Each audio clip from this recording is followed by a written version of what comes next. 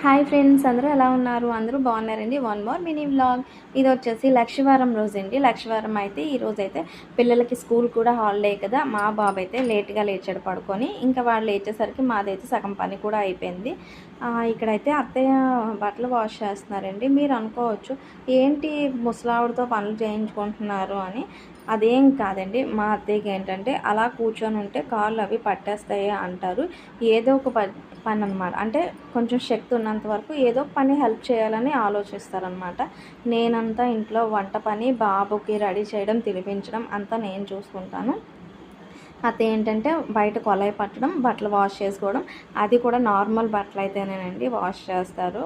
నావి, బాబువి, అత్తయ్యవి. ఎందుకంటే ఏం పెద్దగా మాయవు కాబట్టి ఇంకా బయట ఎక్కువ బట్టలు ఉంటే నేను వాష్ చేసుకుంటాను అనమాట.